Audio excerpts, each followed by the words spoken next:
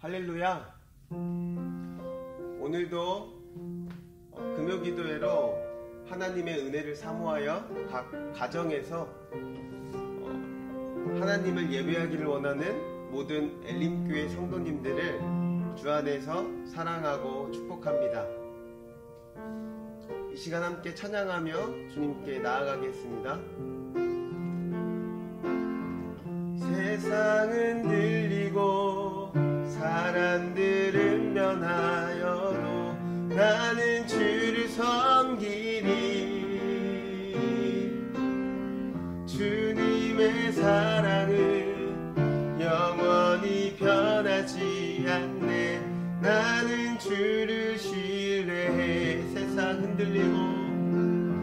세상 흔들리고 사람들은 변하여도 나는 주를 섬기리. 주님의 사랑은 영원히 변하지 않네. 나는 주를 신뢰해. 오직 믿음으로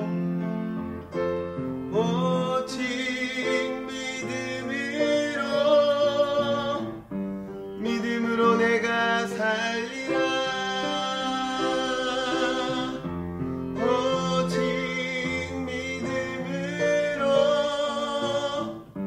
믿음으로 내가 살리라. 믿음 흔들리고 사람들 주를 떠나도 나는 주를 섬기리. 주님의 나라는 영원히 쇠하지 않네. 나는 주를 신뢰해. 오직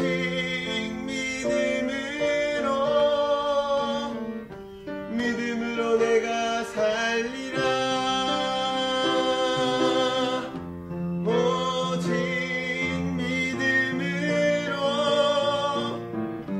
믿음으로 내가 살리라. 오직 의인은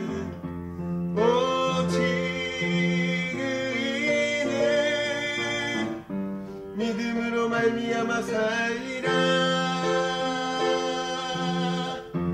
오직 의인은 믿음으로 말미암아 살리라. 거룩하신 하나님 아버지, 우리가 주님 앞에 모여 하나님을 예배합니다. 우리의 눈을 열어서 하나님의 영광을 바라보게 하시고 우리의 귀를 열어서 하나님의 음성을 듣게 하여 주옵소서. 오직 하나님의 말씀이 우리 마음 가운데 역사하여 주옵소서. 우리의 마음 가운데 갈급한 심령을 주사 오직 하나님의 은혜를 온전히 바라볼 수 있는 시간 허락하여 주옵소서. 감사드리며 거룩하신 예수 그리스도의 이름으로 기도했습니다.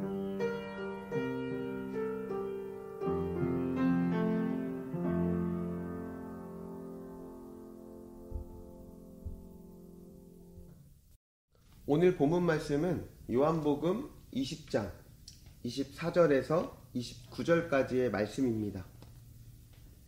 요한복음 20장 24절에서 29절까지의 말씀입니다. 12제자 중에 하나인 디두모라 하는 도마는 예수 오셨을 때에 함께 있지 아니한지라. 다른 제자들이 그에게 이르되 우리가 주를 보았노라 하니 도마가 가로되 내가 그 손의 못자국을 보며 내 손가락을 그 못자국에 넣으며 내 손을 그 옆구리에 넣어보지 않고는 믿지 아니하겠노라 하니라. 여드레를 지나서 제자들이 다시 집 안에 있을 때에 도마도 함께 있고 문들이 닫혔는데 예수께서 오사 가운데 서서 가라사대 너희에게 평강이 있을지어다 하시고 도마에게 이르되 내 손가락을 이리 내밀어 내 손을 보고 내 손을 내밀어 내 옆구리에 넣어보라. 그리하고 믿음 없는 자가 되지 말고 믿는 자가 되라. 도마가 대답하여 가로되 나의 주시며 나의 하나님이시니이다. 예수께서 가라사대 너는 나를 본고로 믿느냐? 보지 못하고 믿는 자들은 복되도다 하시니라. 아멘. 고등학교 때 한 친구가 저에게 이렇게 물었습니다. 너 하나님 봤어? 그 하나님 보여주면 내가 믿을게. 그리고 대학 시절 어느 날 저는 전도하던 중에 트럭에 타고 있는 아저씨 한 분에게 예수님에 대해 전했더니 제게 이렇게 물었습니다. 너 하나님 봤냐? 네가 믿는 하나님이 어디 사는지 주소를 알려주면 내가 직접 찾아가서 만난 다음에 내가 믿을게. 이렇게 우리 주변에는 우리가 믿는 하나님을 직접 보여주면 믿겠다고 말하는 분들을 종종 보게 됩니다. 그렇게 말하는 분들에게 하나님 진짜 살아계시는데 하나님을 보여주지 못해서 어떻게 하면 하나님의 살아계심을 알게 할 수 있을까? 참 고민했던 기억이 납니다. 그런 이들에게 하나님께서 그들의 눈앞에 부인할 수 없도록 딱 나타나 주신다면 참 좋겠지만 하나님은 그렇게 나타나시지 않는다는 게 문제예요. 하나님은 우리의 눈에 보이지 않습니다. 그러나 하나님은 분명히 살아계시고 우리의 선한 목자가 되셔서 지금도 여전히 우리를 지키시고 보호하시고 인도하십니다. 이 세상에는 실로 우리 눈에 보이지 않고 만져지지 않지만 존재하는 것들은 많습니다. 바람은 우리의 피부에 느껴지지 않지만 어디로부터 불어오는지 그 근원을 알 수 없고 스마트폰으로 인터넷 검색을 할 수 있게 하는 와이파이는 분명 존재하지만 보이지 않습니다. 하나님도 존재하시지만 우리의 육안으로 보이지 않는 이유는 하나님은 영이시기 때문이죠. 전도를 하다 보면 하나님 보여주면 믿겠다는 분들을 가끔씩 보게 됩니다. 그분들이야 뭐 그럴 수 있다고 생각하는데요.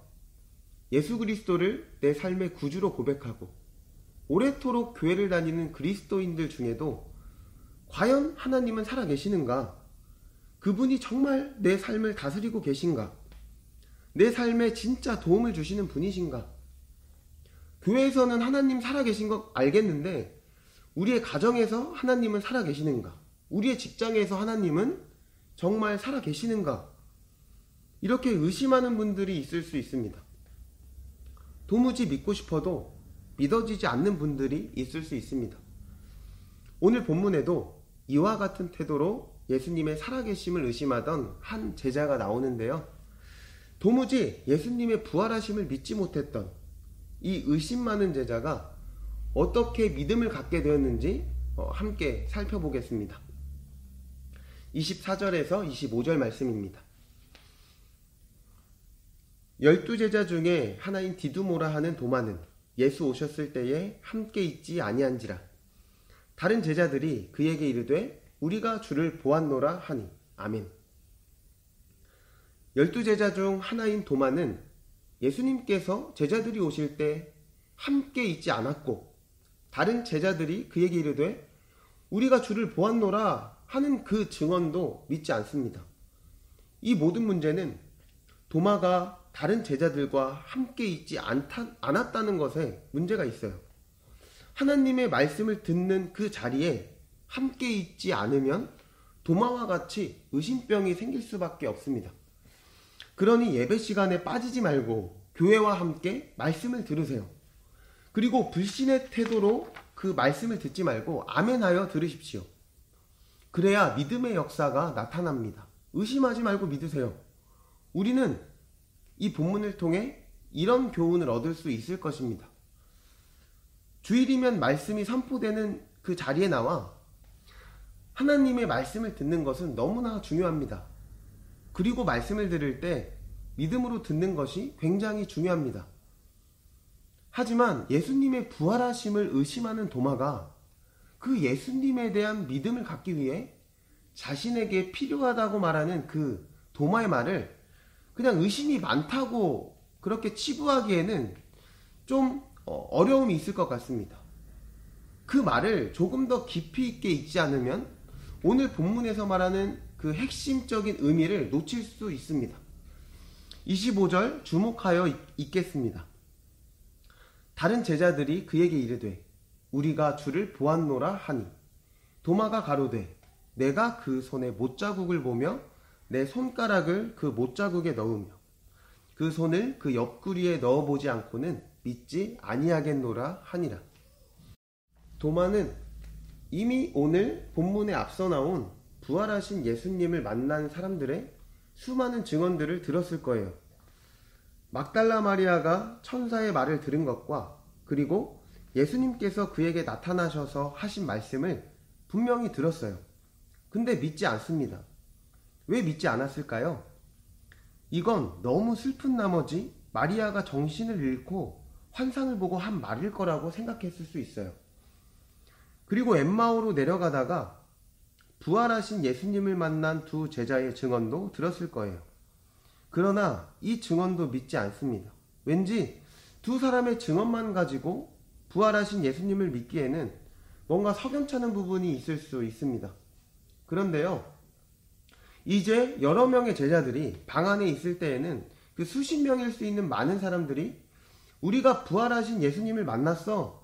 우리가 그분의 못자국 난 손을 보았고 창자국 난 옆구리를 보았어 라고 말했는데도 믿지 않는 거예요. 그리고 이렇게 대답합니다.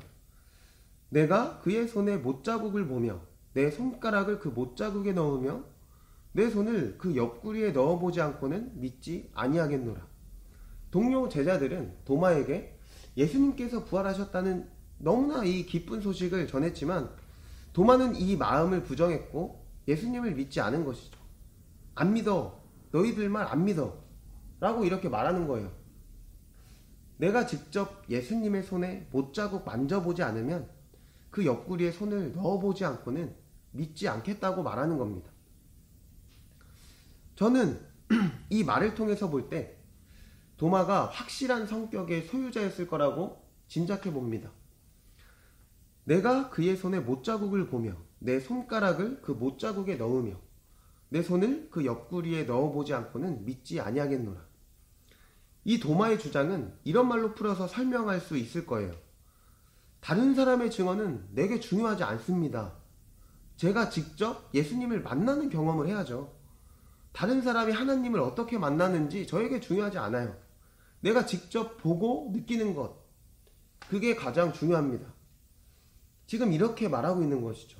도마는 자신의 감각적인 경험만이 진리를 결정하는 유일한 척도라고 말하는 거예요.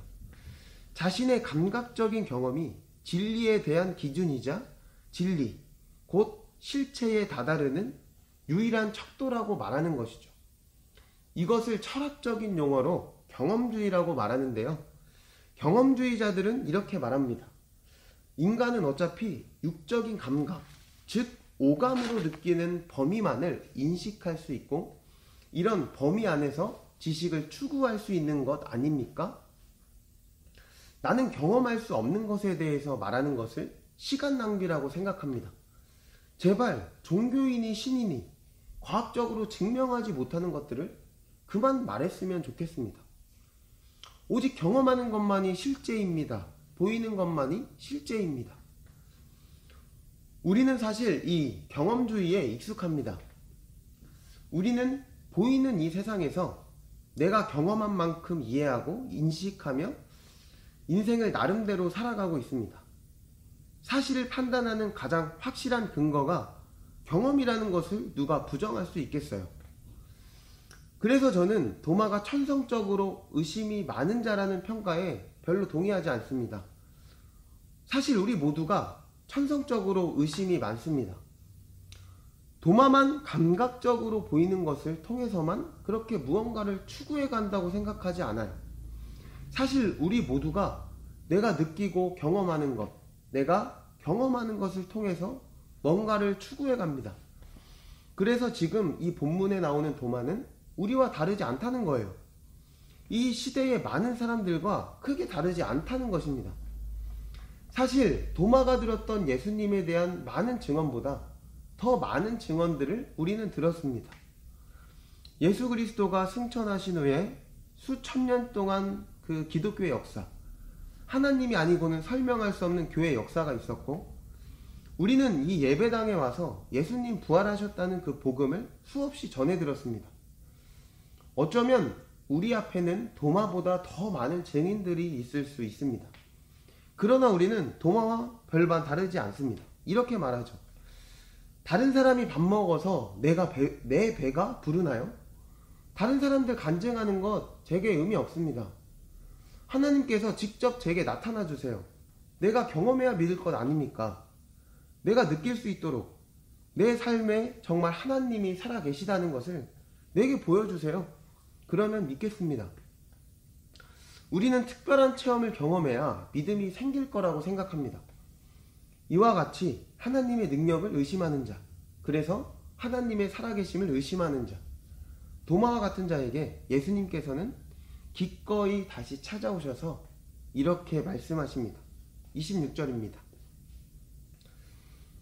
여드레를 지나서 제자들이 다시 집 안에 있을 때에 도마도 함께 있고 문들이 닫혔는데 예수께서 오사 가운데 서서 가라사대 너희에게 평강이 있을지어다 하시고, 예수님께서는 먼저 의심하는 자, 그래서 두려워하는 자에게 평강이 있을지어다 라고 말씀하십니다. 그리고 예수님은 8일 전 내가 그의 손에 못자국을 보며 내 손가락을 그 못자국에 넣으며 내 손에 그 옆구리에 그 손을 넣어보지 않고는 믿지 아니하겠노라고 했던 그 도마의 말에 응답하시듯 이렇게 말씀하십니다.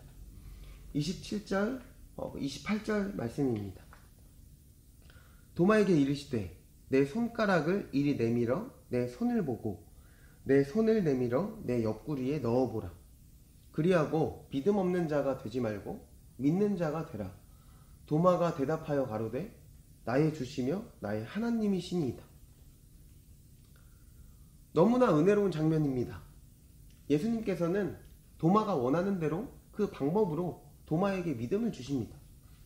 그리고 이것을 통해 우리는 하나님께서 모든 사람들의 기질과 성향에 따라 그 사람이 지적이면 지적인 방식으로, 감성적이면 감성적인 방법으로, 경험적이면 경험적인 방식으로 예수님은 그들의 기질과 성향에 맞추어서 믿음을 주시는 분이십니다 라고 이렇게 해석할 수 있어요. 맞는 말입니다. 의심하는 도마의 눈높이로 내려가서 그대로 해주시는 거예요. 자신이 택한 사람이 정말 그들의 수준에서 주님이 원하면 하나님은 택한 자를 버리지 않으시고 결국 그들의 수준으로 낮아지셔서 모든 것을 행하실 수 있습니다. 이것을 오늘 본문에서 발견할 수 있습니다. 그러나 이렇게 해석하는 것에서 멈추는 것은 너무나 위험한 해석입니다. 왜냐하면 우리는 이렇게 해서 예수님을 잘 못 만나잖아요. 그렇지 않나요? 내가 원하는 대로 그대로 와서 예수님이 만나준 적이 얼마나 있습니까? 이것이 우리의 인생의 그 증거이기도 해요. 인간이 경험을 통해 지식을 얻는 것은 하나님이 정한 질서예요. 모든 인간은 경험을 통해 뭔가를 이해하는 것입니다. 그래서 그 경험을 통해 하나님을 알리시는 것도 하나님의 방법 중 하나입니다. 하지만 우리가 보고 듣고 느끼는 것에는 한계가 있습니다. 제가 오늘날 우리가 보고 듣는 것의 한계를 어디서 찾을 수 있냐면 팩트 논쟁이에요. 언제부턴가 우리는 뉴스를 보면 그게 사실인지 아닌지를 판단해야 하는데, 왜냐하면 동일한 사건을 놓고 좌파와 우파의 의견이 이렇게 다를 수가 없고 모든 사실에 대한 구성 자체가 너무도 달라서 도대체 인간이 자신의 경험으로 인식하여 참되게 말할 수 있는 게 뭐가 있을까? 우리가 진리라고 말할 수 있는 것이 인간의 지식과 경험으로 얼마나 가능할까? 이런 세상 속에 살고 있습니다. 더군다나 이 세상도 그러한데 영적이시며 무한하시며 영원하신 하나님을 이해할 때 우리의 모든 감각은 겸손해야 합니다. 우리의 모든 경험은 겸손해야 합니다. 보이지 않는다고 해서, 증명하지 못한다고 해서 하나님은 존재하지 않는다고 말하는 그 과학은 더욱 겸손해야 합니다. 그것은 교만인 것이죠. 내 눈으로 직접 보고 내 눈으로 느끼는 것, 그것이 전부야 라고 말하는 것은 어리석은 거예요. 무한하신 하나님이 내 앞에 보이게, 내가 느끼게 와줘야만 내가 당신을 믿을 겁니다 라고 말하는 게 얼마나 교만하고 어리석은 말이 되겠습니까? 특별히 성경은 경험으로 부활하신 예수님을 향한 믿음을 가질 수 없다는 것이 성경에서 말하는 믿음의 신비입니다.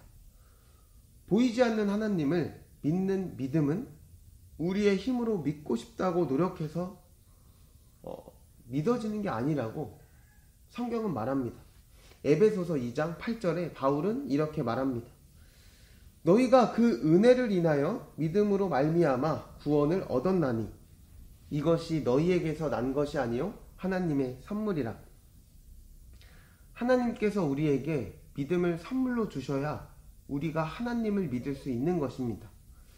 하나님께서 자신을 우리에게 나타내실 때 비로소 우리는 하나님을 알고 믿을 수 있습니다.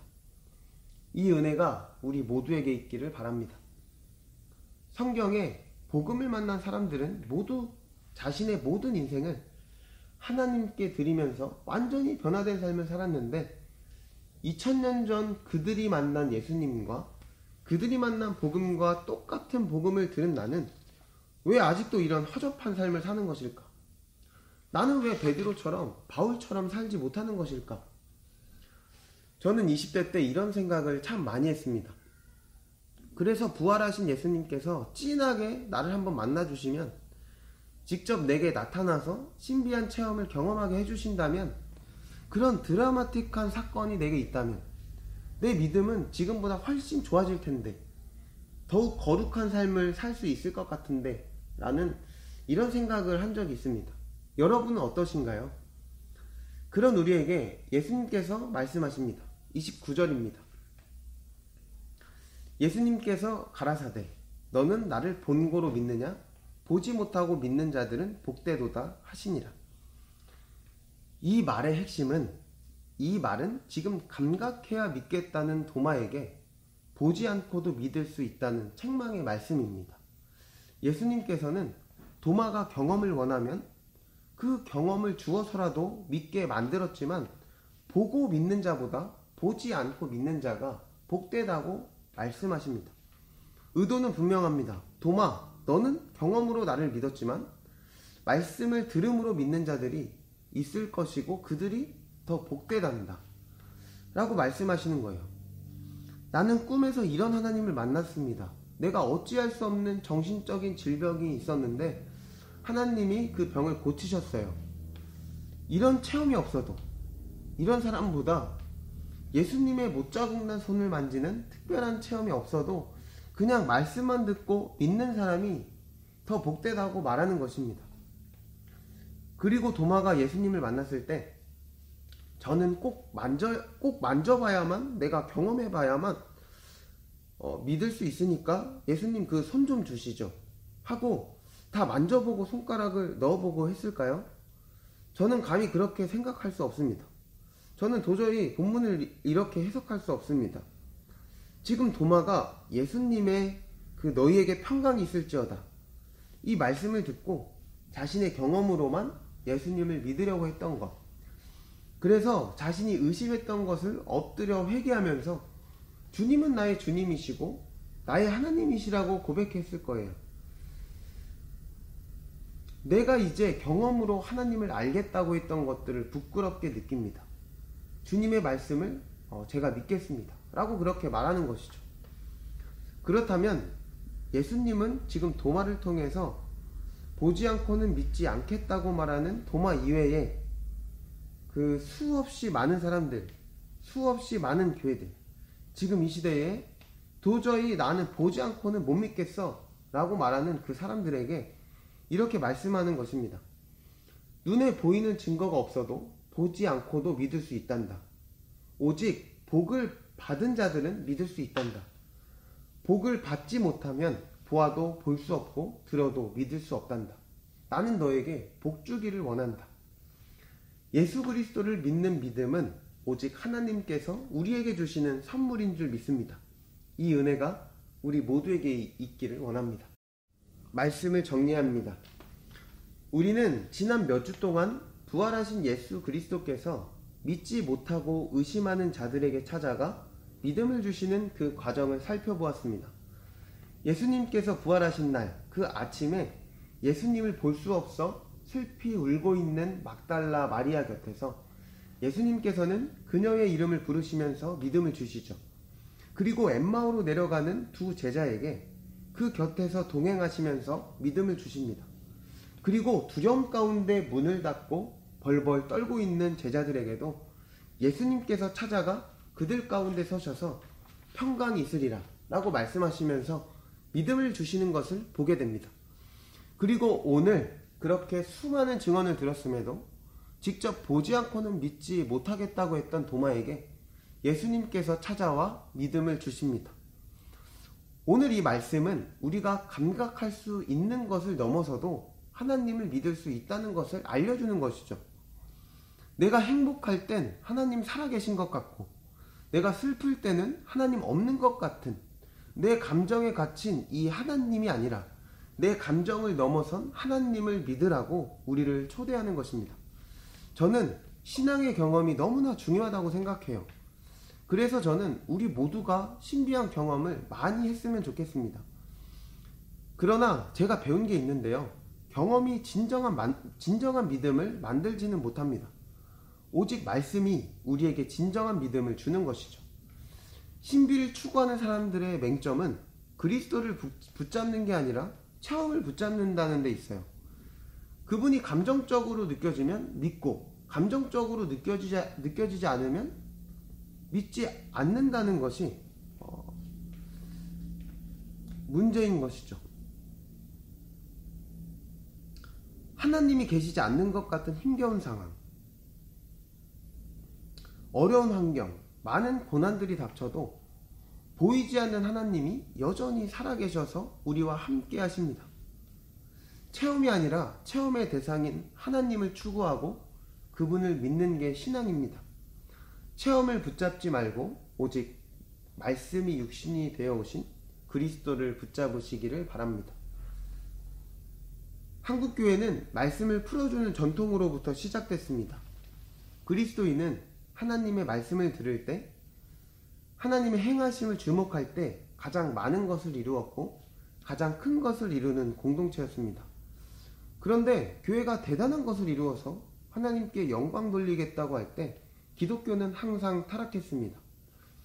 우리의 퍼포먼스로, 우리의 자랑으로, 우리의 똑똑함으로, 우리의 판단으로 우리가 가지고 있는 어떠한 것으로 그리스도의 교회가 부흥한 적이 없습니다. 그리스도의 교회는 하나님의 말씀을 들음으로 그리고 믿음으로 강해지는 거예요. 가정도 개인도 모두가 그렇습니다. 우리의 감정이 아니라, 우리의 경험이 아니라 오직 하나님의 말씀을 듣는 가운데 살아계신 하나님과 그의 아들 그리스도를 아는 진정한 믿음이 우리 모두에게 있기를 바랍니다. 부활하신 우리 주님이 죄인에게 찾아오셔서 믿음을 주신다는 사실을 잊지 마세요. 그 은혜가 우리 모두에게 넘치기를 바랍니다. 함께 기도하겠습니다. 살아계신 하나님 아버지, 보이는 세상에 발을 디디고 살다 보니 보이지 않는 하나님이 계신가 안 계신가 의심할 때가 있습니다. 하나님께서 정말 나를 돕고 계시는지, 정말 나와 함께 하시는지 불안해하기도 합니다. 나의 힘으로 어찌할 수 없는 힘겨운 환경에 두려울 때가 있습니다.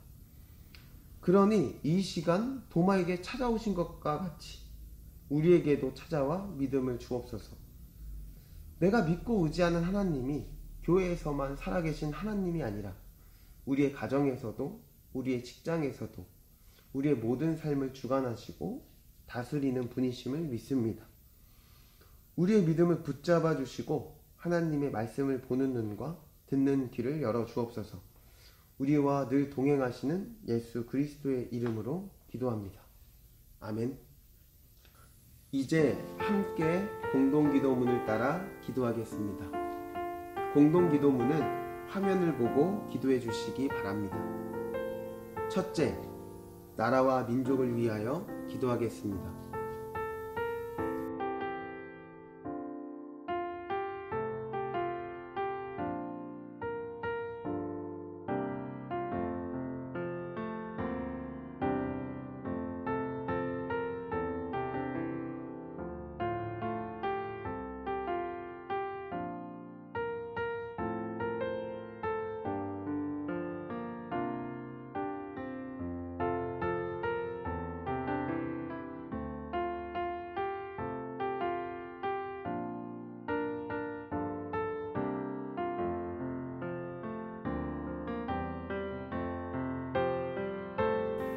둘째, 한국교회를 위하여 기도하겠습니다.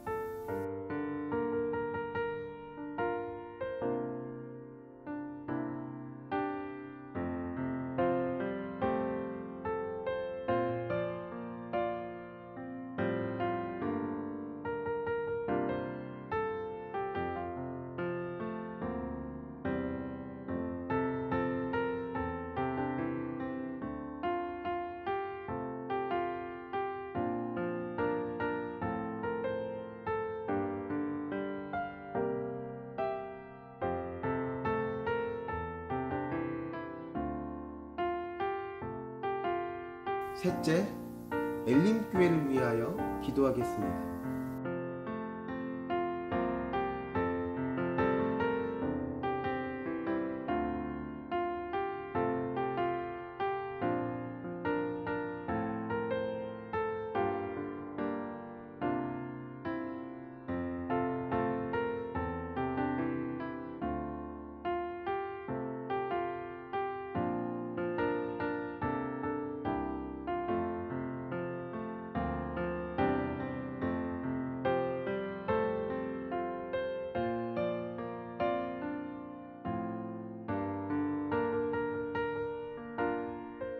예수님의 이름으로 기도했습니다. 계속해서 개인 기도 제목을 가지고 기도하며 주님께 나아가겠습니다.